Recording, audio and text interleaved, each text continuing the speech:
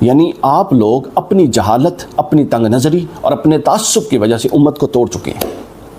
اہل سنت کے اندر یزیدی اور حسینی سنی بنا چکے ہیں. معلوم نہیں آپ نے کیا حاصل کرنا ہے. جب معاملات ہیں آپ کو اہل بیت کے متعلق کوئی نہ کوئی ایسا بیان آپ لوگ دے دیتے ہیں. یعنی اور جو لوگ یہ سمجھتے ہیں کہ یہ صحابہ کرام کا دفاع ہے، وہ بھی سن لیں، یہ کوئی صحابہ کرام کا دفاع نہیں.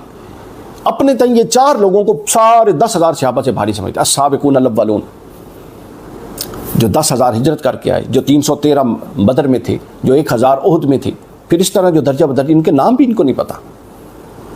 چونکہ 4 لوگ متنازع ہیں، ان کو معلوم ہے اہل بیت کے ساتھ ان کے معاملات ہوئے، لیکن یہ ہر دفعہ ان کا ذکر کر کے، اور بہانہ کیا ہے، ڈراتے کس چیز سے ہیں؟ یہ جی صحابہ کی گستاخی ہو جائے گی. صحابہ کی کہاں سے گستاخی؟ کون گستاخی کر سکتا ہے کوئی مسلمان؟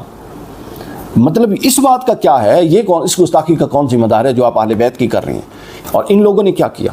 ان لوگوں نے اہل بیت پر نشانہ رکھ کے اپنے تئیں صحابہ کو بچانے کی کوشش کی، اور نتیجتاً کیا ہوا؟ اہل بیت کا بغض تو تھا ہی، صحابہ کرام کو نشانے پہ لے لیا لوگوں نے.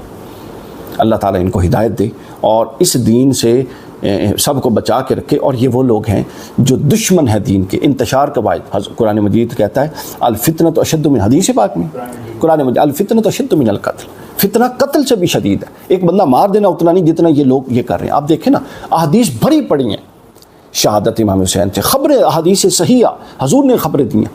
دنیا کے تمام مسلمانوں کے مکاتب فکر کا اجماع ہے کہ حضور نے شہادت کی خبر دی اور شہادت ہوئی، اور ہوا، زمین پر ہوا. اور یہ کہتا ہے واقعی جھوٹ ہے.